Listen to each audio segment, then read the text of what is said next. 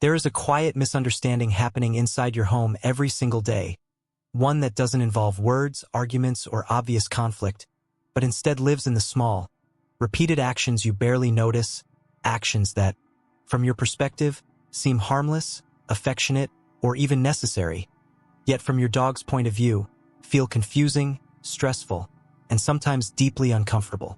The truth is, most dog owners genuinely love their dogs.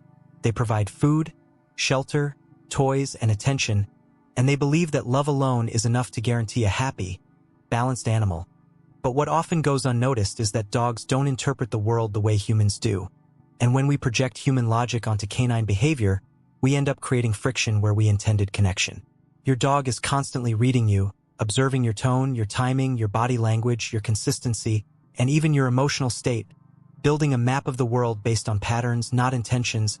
And when those patterns become unpredictable, overwhelming, or contradictory, your dog doesn't get used to it.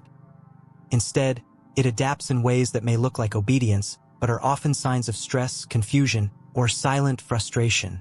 What makes this even more important is that many of these daily habits are socially normalized, meaning you've probably seen other people do them, maybe even been told they're correct, which makes them harder to question and easier to repeat without realizing the long-term impact they have on your dog's behavior and emotional stability. In this video, we're going to break down 7 very common things that dogs tend to hate, but that humans keep doing every single day, not out of malice, but out of misunderstanding. And once you start seeing these patterns clearly, you'll begin to notice subtle changes in your dog's reactions that were always there, just waiting to be understood. Because sometimes, improving your dog's behavior isn't about teaching them something new, but about stopping the things that are quietly making it worse. Number 1. Forcing physical affection, hugs, kisses, invasion of space. One of the most common ways humans try to express love toward their dogs is through physical affection, especially hugs, tight embraces, face-to-face contact, and constant touching. And while this feels natural and comforting from a human emotional perspective, it often creates the exact opposite experience for your dog, who may perceive these actions not as affection, but as pressure, restriction, or even a subtle form of threat.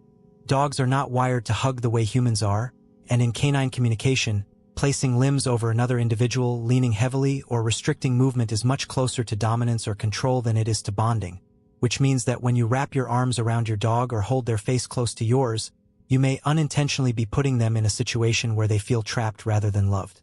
What makes this particularly tricky is that many dogs tolerate this behavior without reacting aggressively, which leads owners to believe their dog enjoys it, when in reality, the dog may simply be displaying appeasement signals, such as turning the head away, licking lips, freezing the body, or avoiding eye contact, all subtle indicators that they are uncomfortable but choosing not to escalate the situation. Over time, repeated exposure to this kind of forced interaction can increase your dog's stress levels, reduce their trust in unpredictable physical contact, and in some cases, even lead to defensive behaviors when their tolerance threshold is finally reached.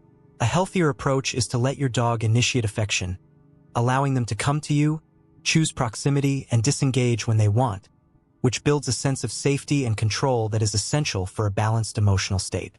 When affection becomes a choice rather than an imposition, your dog doesn't just accept it, they actually enjoy it, and that difference, although subtle on the surface, has a profound impact on the relationship you're building. Number 2. Inconsistent rules and mixed signals. One of the fastest ways to create confusion in your dog's mind is not through what you teach, but through what you allow sometimes and forbid at other times, because for a dog, clarity doesn't come from isolated moments, it comes from consistent patterns that can be predicted and trusted over time. When rules change depending on your mood, your energy level, or the situation of the day, what your dog experiences is not flexibility but instability, and that instability forces them into a constant state of guesswork, where they are never entirely sure which version of the rule applies, whether jumping on the couch is allowed today, whether begging during meals will be ignored or rewarded, or whether a behavior that was previously accepted will suddenly lead to correction.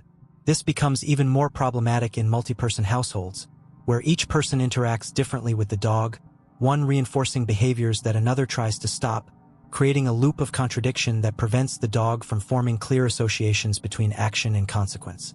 From a psychological standpoint, this inconsistency increases anxiety, because the dog cannot rely on predictable outcomes, and when predictability disappears, stress naturally rises, even if the environment seems calm from a human perspective. What many owners interpret as stubbornness or disobedience is often just the result of unclear communication, where the dog is not refusing to comply, but simply navigating a system that keeps changing without warning. Creating consistent rules doesn't mean being rigid or harsh. It means being clear, stable, and fair, ensuring that the same behavior always leads to the same outcome, regardless of the day or the person involved. When your dog understands the rules of the environment with certainty, their behavior becomes more relaxed, more confident, and far more reliable, not because they are being controlled more strictly, but because they finally understand what is expected of them. And right when you start building that kind of clarity in your dog's life, something interesting happens. They begin to trust not just the rules, but you as the source of those rules. If this kind of insight is helping you see your dog in a different way, following the channel is a natural next step, because everything we explore here is designed to deepen that understanding and help you build a calmer, more balanced relationship over time. Number 3. Constantly interrupting their rest. There is a moment in your dog's day that is far more important than most people realize. A moment that doesn't involve play, food, or training, but instead happens quietly, often unnoticed, when your dog is lying down, eyes half closed, body relaxed, simply resting. And while it may look like inactivity from the outside, this is actually a critical part of their mental and emotional regulation. Dogs need significantly more rest than humans, not just physical rest, but uninterrupted mental downtime, where their nervous system can reset, process stimuli, and return to a balanced state, especially in modern environments filled with constant noise, movement, and human interaction.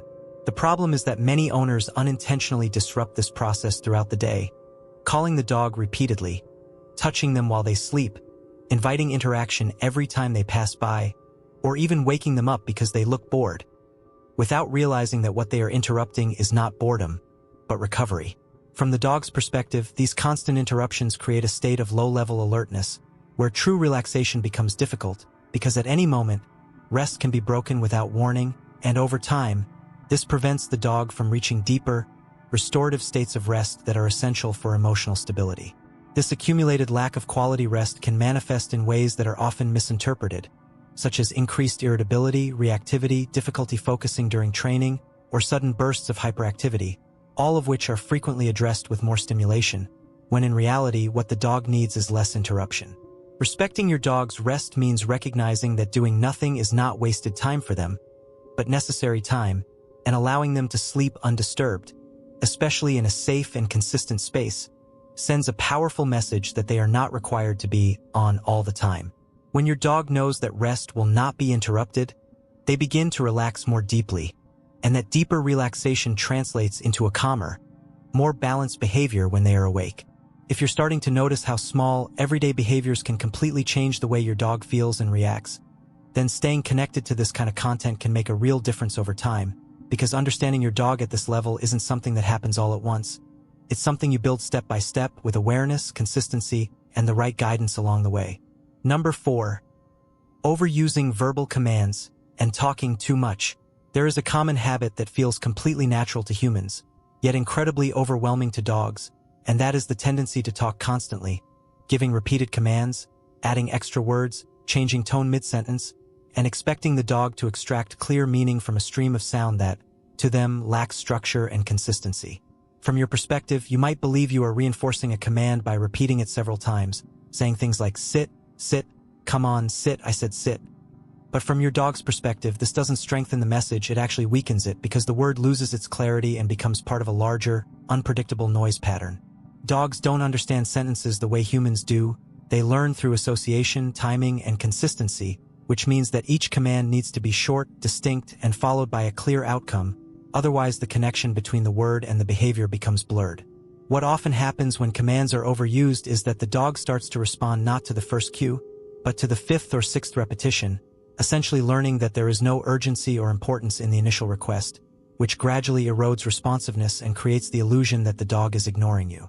In addition to that, constant verbal input can increase mental fatigue, especially in environments that are already rich in stimuli, making it harder for your dog to filter what actually matters and what can be ignored.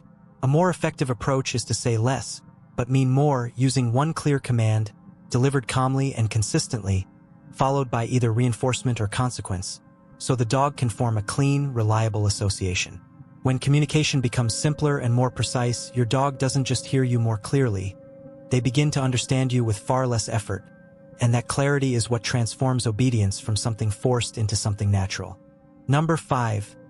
Punishing after the fact. There is a very common moment of frustration that almost every dog owner has experienced. When you walk into a room and find something destroyed, a chewed shoe, a torn pillow, or an unexpected mess on the floor, and your immediate reaction is to call your dog, show them what they did, and correct them, believing that they will connect your reaction to the behavior that just happened.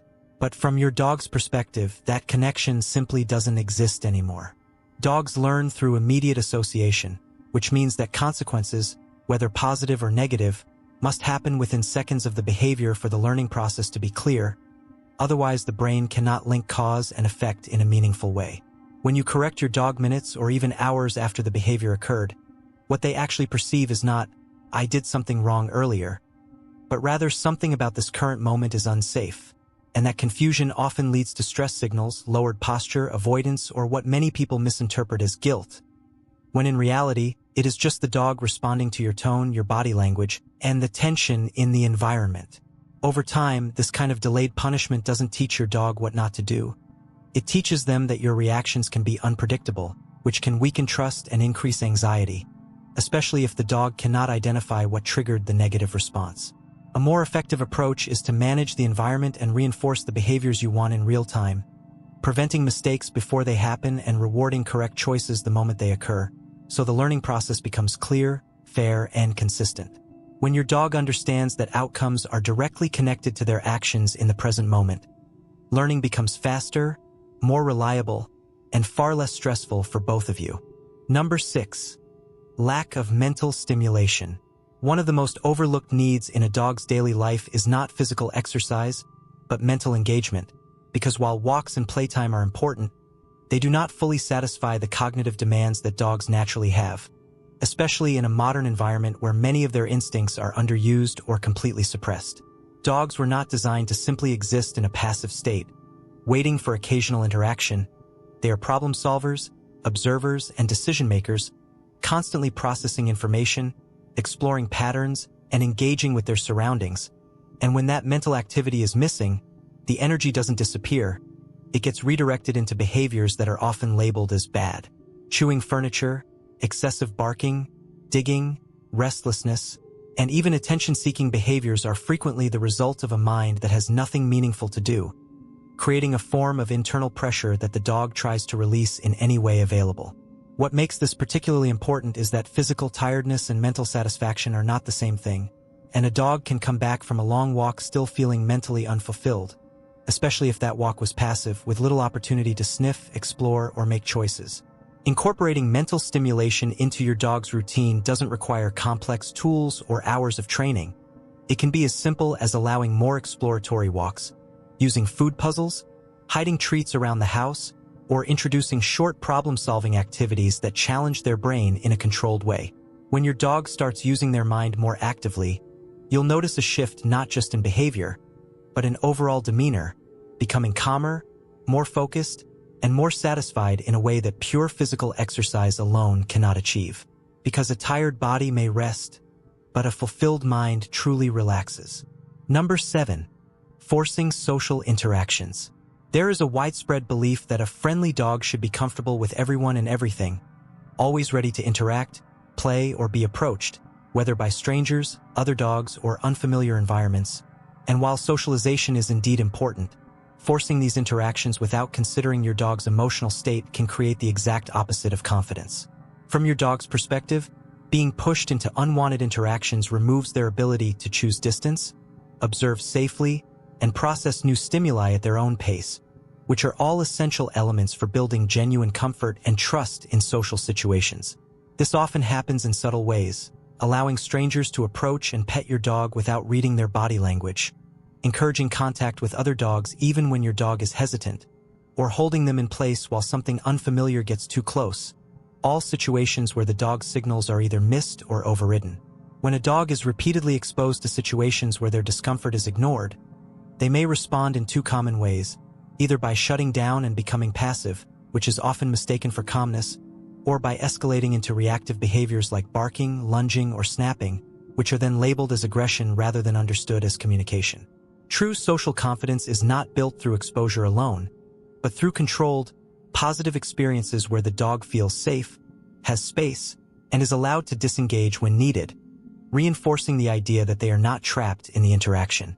Respecting your dog's boundaries does not make them less social, it makes them more stable, because they learn that they can navigate the world without being overwhelmed. And when a dog feels that sense of control, their willingness to engage naturally increases, not because they are being pushed, but because they feel secure enough to choose it.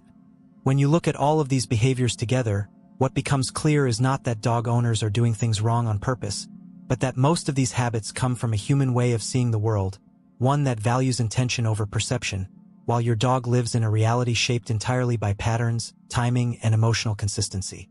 Every small action you repeat daily, the way you touch your dog, the way you speak, the way you interrupt, allow, correct, or expose them to the world, is constantly teaching them something, even when you're not aware of it, and over time, those small lessons accumulate into what we call behavior. This means that improving your dog's behavior doesn't start with control, dominance, or more commands. It starts with awareness, with the ability to step back and ask a simple but powerful question in everyday situations. How is my dog experiencing this moment right now? Because the shift happens exactly there, when you stop seeing behavior only from your side, and begin to interpret the subtle signals your dog has been giving you all along, signals that were never random, never meaningless, but often overlooked. And the more you align your actions with what actually makes sense to your dog, the more you'll notice changes that feel almost effortless, a calmer presence, clearer responses, and a level of trust that doesn't need to be forced, because it's built on consistency and understanding. If you want to keep developing this level of awareness and learn how to read, guide, and communicate with your dog in a way that truly makes sense to them, staying connected to this channel is a natural continuation of that process, because everything here is designed to help you build that clarity step by step, in a way that transforms not just behavior but the relationship itself.